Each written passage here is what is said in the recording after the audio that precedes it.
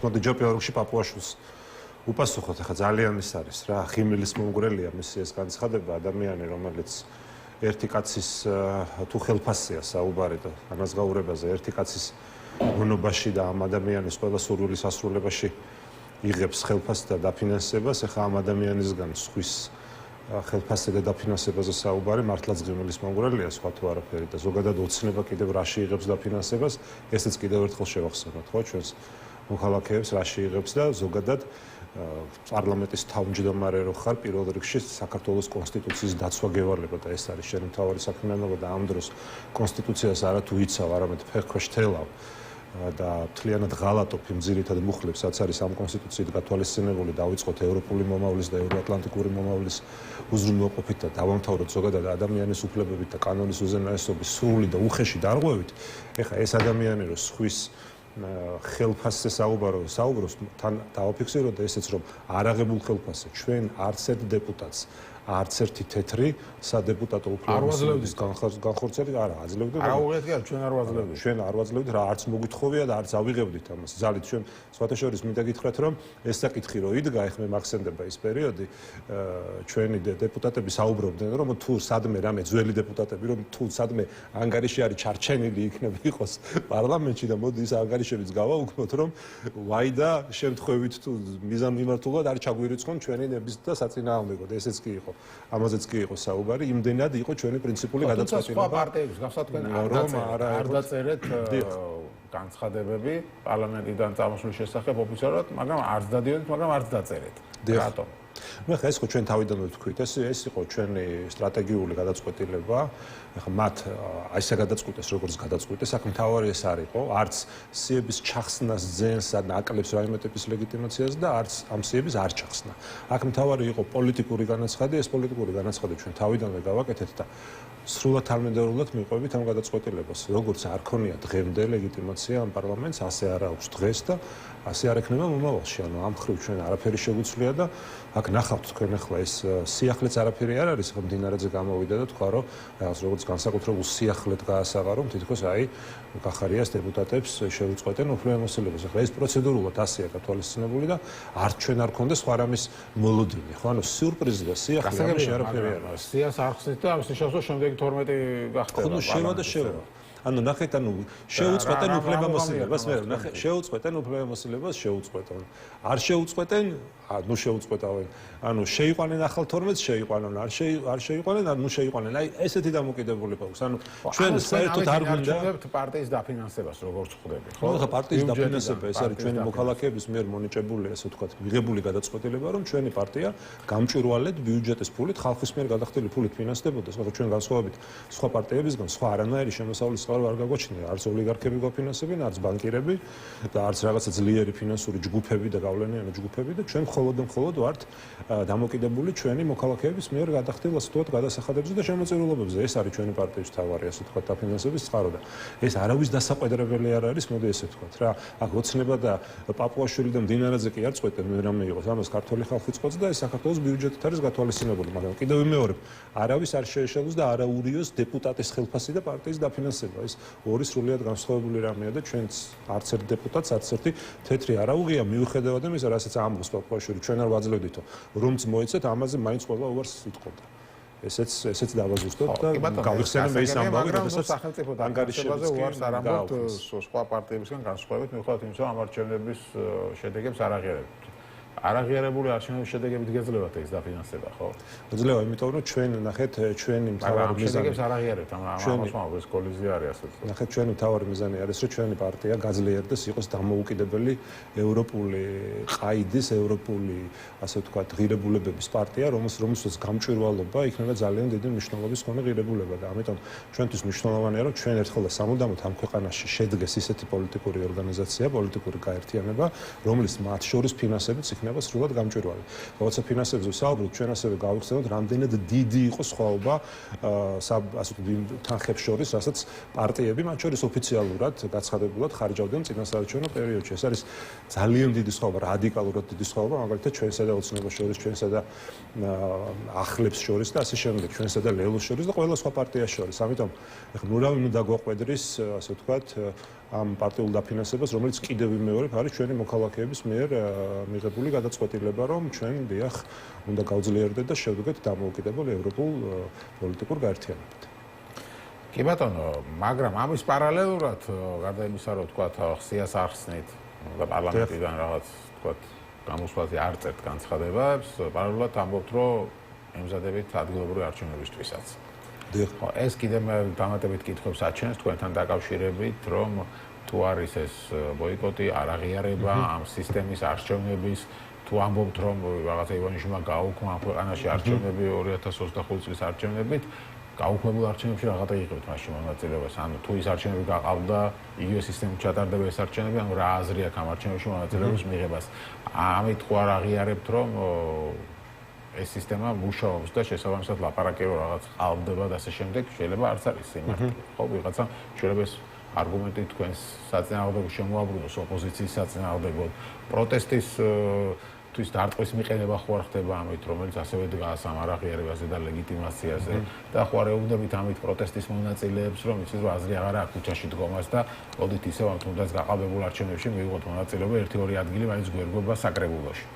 ამას ხო არ ეუბნებით რეალურად ხალხს. კი ბატონო, მე მახსოვს თქვა და პირველ რიგში თქვათ რომ 6 თვეზე მეტია გასული ამ 26 ოქტომბრის არჩევნების შემდეგ და ოქტომბრის მდგომარეობით უკვე 1 წელი იქნება გასული ამ არჩევნებიდან, ხო? ანუ ეს ვითარება პოლიტიკური მუდმივად იცვლება და იცვლება ძალიან სწრაფად. მათ შორის არა მხოლოდ ჩვენი ქვეყნის შიდა პოლიტიკური სიტუაციის ცვლილების გამო, არამედ გლობალური პოლიტიკის ცვლილების გამო. ეს ყველაფერი ფაქტობრივად ყოველდღიურად ჩვენ ახალი და ახალი რეალობის წინაშე დგებით. ამიტომ ჩვენი გადაწყვეტილება მაგალითად 6 თვის წინ და ჩვენი გადაწყვეტილება დღეს ვერ იქნება ერთნაირი. თუმცა ჩვენ გადაწყვეტილებებში ყოველთვის თანმიმდევრული ვართ. ახლა კარგად მოდი ეს საკითხი კარგად დავხსნათ. ახლა ვისარგებლებ, რა თქმა უნდა, ეს აქტუალური შეკითხვაა, მესმის კარგად. ვისარგებლებ ამ შემთხვევით და კიდევ ერთხელ მოდი შევეცადოთ ავხსნათ ჩვენს მაყურებლებს, ხო? არანაირი კავშირი ადგილობრივი თვითმმართველობის არჩევნებს საპარლამენტო არჩევნებთან არ აქვს. არა, საბოლოოდ არჩევნებია ისიც არჩევნებია. ჩვენ ამ არჩევნებს ატარებს ისო ქართული ოცნება. ამ არჩევნებს ატარებს იგივე ცენტრალური საარჩევნო კომისია, იგივე ხელმძღვანელი ბატონი კალანდარიშვილი. ანუ ყველაფერი არის იგივე. კი ბატონო. ხო და ხალხს ყველაფერი არის იგივე. კი ბატონო, ყველაფერი არის იგივე. ის არჩევნები გაყავდა, როგორც თქვენ ამბობთ. ყველაფერს ამბობთ, რომ გაყავდა არჩევნები. ანუ ამბობთ, რომ ფაქტობრივად ამ ქვეყანაში არჩევნები არ ტარდება, მაშინ იგივე არ ჩატარებულ არჩევნებში მონაწილეობას რატო იღებთ? ხო, რას ამტკიცებთ ამით, რას აკეთებთ? იგივეა, რაც თქვენ თქვით, მაგრამ ეს არ ნიშნავს იმას, რომ იგივე იქნება, ხო? მაგრამ ჩვენთვის მთავარი რა არის, რომ ჩვენ ბრძოლა არ უნდა შევწყვეტოთ. და ჩვენ უნდა გქონდეს კაფეოდ გამოხატული პოლიტიკა. ბრძოლა ხო, გადაინაცვლა ქუჩაში, რადგან ამბობთ, რომ არჩევნებს აზრი არ აქვს ამ ქვეყანაში. ესე იგი, ბრძოლა გადადის ქუჩაში. თუ არჩევნებით ვერ იბრძვის. ეგ სიტუაცია გვაქვს ახლა. ჩვენ არასდროს არ ყოფილ ვართ, მოდი ესეც შევახსენოთ ჩვენს მაყურებელს, რომ ქუჩის პროტესტის და ზოგადად რადიკალურ ქუჩას რო ამბობთ, ახლა პირდაპირ თქვა, ხო არ მოვატყუებთ ჩვენს მოქალაქეებს. ქუჩა ნიშნავს რადიკალიზაციას. ახლა ქუჩაში ვიყოთ და თან ამ დროს მშვიდობიანი და რაღაცა ცივილური ფორმებით შევცვალოთ ხელისუფლება, ნაკლებად მოსალოდნელია. არა, ქუჩაში ყოფნა ნიშნავს იმას, რომ ხელისუფლებას აიძულო, წამოვიდეს დათმობაზე და ჩაატაროს რეფორმა საარჩევნო ისეთი, რომელიც გაყალბებას მაქსიმალურად გამორიცხავს. ამას ნიშნავს, მაგას ახლა სადმე შევარდნას არ ნიშნავს ეს და დამხობას. აქ ხო, მაგრამ ქუჩაში გვინდა არ გვინდა, ანუ ქუჩაში გვინდა არ გვინდა, იქ ჩდებიან პოლიტიკური აქტორები, რომლებიც ახლა გვესმის ხა ბოლო დროსაც არ დავასახელებ ხო იმ პოლიტიკოსებს, რომლებიც გამოდიან და მუდმივად აპელირებენ სადღაც შევარდნაზე, დამხობაზე, ეს პირდაპირ მათი სიტყვები. მათი პრობლემაა, მაგრამ მოთხოვნა პროტესტის არის პოლიტპატიმრების გათავისუფლება და ამ მოთხოვნაში ჩვენ დღემდე რჩებით ახალი წესები. ამ მოთხოვნაში ჩვენ დღემდე რჩებით ის, რომ ჩვენ მივდივართ მუნიციპალურ არჩევნებზე, ეს იმას არ ნიშნავს, რომ ერთი დღით ვაჩერებთ ბრძოლას ხელახალი არჩევნების მოთხოვნის და უკანონო პატიმრების გათავისუფლებისთვის. ამას არც ერთ შემთხვევაში ეს რა თქმა უნდა ერთმანეთს ამბობთ, რომ ჩვენთვის აი ქუჩა მიუღებელია. ხო, გავყვეთ ამ ამბავს, ხო, რადიკალიზაცია მიუღებელია, რაღაც იგივე ტერმინს იყენებთ, რასაც ახლა ოცნება იყენებს, ხო, რადიკალებს ეძახის ამას. რატო იყენებთ იმ იგივე ტერმინს არ ვიცი, სიმართლე რო გითხრათ. იმიტომ რომ თავად არის ოცნება რადიკალური და არა, ხომ არ არის ოცნება ეძახის აი ქუჩაში ვინც დგას იმათ რადიკალებს. თქვენც ამბობთ, რომ ეს არის რადიკალიზმი და ამას არ ეთანხმებით. მაგრამ აი ეს სიტუაცია წარმოვიდგინოთ. თუ ოცნება არასოდეს არ დათანხმდა სამართლიანი არჩევნების ჩატარებას. საბოლოოდ და თქვენ მაინც ყოველთვის დათანხმდით ამ არჩევნებში შესვლას და არჩევნები ეს ნიშნავს, რომ არჩევნების გზით ვერასოდეს ვერ შეცვლით ხელისუფლებას, ხო? ანუ რა გამოდის? მიყვებით ოცნებას იმაში, რომ რაღაც შეასრულოთ ანტურაჟის როლი და სულ მიიღოთ არჩევნებში წინასწარვე ცნობილ გაყალბებულ არჩევნებში მონაწილეობა. არანაირად. ჩვენთვის მე ნახეთ, ჩვენთვის თავარი არის პროცესი, ხო? ანუ ჩვენ ხო პროცესის თავარი გამარჯვება. გამარჯვება თავარი. ეს ოლიმპიადა არ არის, რომ მონაწილეობა იყოს თავარი. შეხედეთ, გამარჯვება თავარი, მაგრამ ახლა მოდი სიმართლეს და რეალობას შევხედოთ თვალებში, ხო? ხა ჩვენ ხარ მოვატყუებთ ჩვენს მოქალაქეებს, ხა სრულად ავტოკრატიული რეჟიმია. ანუ ხელისუფლება, ძალაუფლების ყველა ბერკეტი მათ ხელშია. ფინანსები უზომო რაოდენობით თვითონ რო ვეღარ ითვლიან ამ დონის ფინანსები მათ ხელშია. რამდენიც მოუნდებათ, ასე ვთქვათ, ფული და დაფინანსება, შავიც და თეთრიც მათია. ანუ ყველაფერი მათია. შესაბამისად, ეს არის არგუმენტი. ასეთ ავტოკრატიული რა აზრი აქვს არჩევნებში? აი ახლა დავასრულოთ, ნახეთ, ასეთ ავტოკრატიულ რეჟიმთან, ასეთ უთანასწორო პირობებში ბრძოლის მოგება ერთ დღეში და ორ დღეში არ გამოდის. ჩვენ ხო თავიდან რომ ამბობდით, რომ ეს არ არის მოკლევადიანი ბრძოლა, ეს არის გრძელვადიანი ბრძოლა.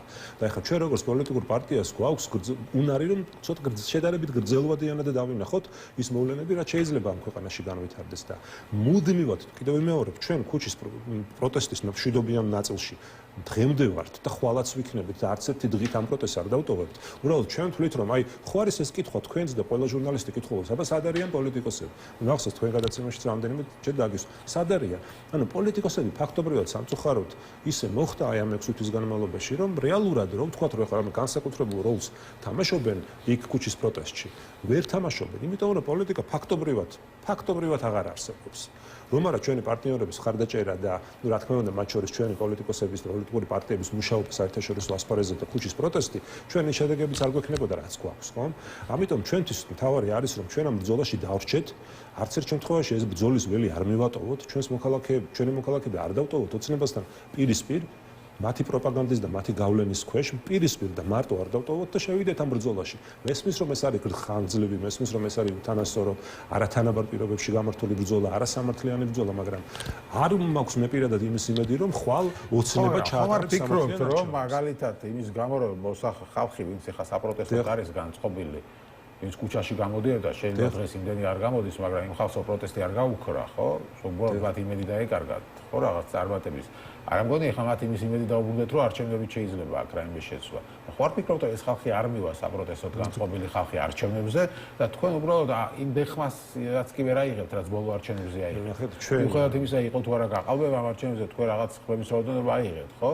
170,000. შესაბამისად, ხო არ ფიქრობთ, რომ შეიძლება ამის ნახევარიც ვერ აიღოთ და ეს პირიქით თქვენს პარტიას დააზარალებს, იმიტომ რომ 8%-იანი პარტია შეიძლება გახდეთ 3%-იანი ან 4%-იანი. ან საერთოდ ვერ გადაალახოთ მაგალითად ბარიერი თბილისის საკრებულოში მოსახლეობად, იმიტომ რომ იმ პროტესტზე ერთად თბილისელები იდგნენ. ოპოზიციურად განწყობილი თბილისელი ამორჩევენ. ახლა მით უფრო მერებ ნახეთ, ანუ ეს ხო ჩვენ პარტიული ასე ვთქვათ ხედვიდან ვერ გამოვალთ მხოლოდ, ხო? ანუ ჩვენთვის არის თავარი პასუხისმგებლობა ჩვენი მოქალაქეების და ჩვენი ამორჩევლების წინაშე. ანუ ჩვენ უნდა დავარწმუნოთ ეს ადამიანები, რომ დღეს ერთმანეთს კი არ გამორიცხავს ქუჩის პროტესტი და არჩევნებში მონაწილეობა. პირიქით, ჩვენ ერთმანეთი უნდა გავაძლიეროთ, ასე ვთქვათ, კომპლექსურად, ერთიანად ყველა ფრონტით უნდა შევუტიოთ, პოლიტიკური გაგებით, რა თქმა უნდა, ოცნებას. და სადაც შეგვეძლება ოცნების დასუსტება და პოლიტიკური ზიანის მიყენება, იქ უნდა მივაყენოთ.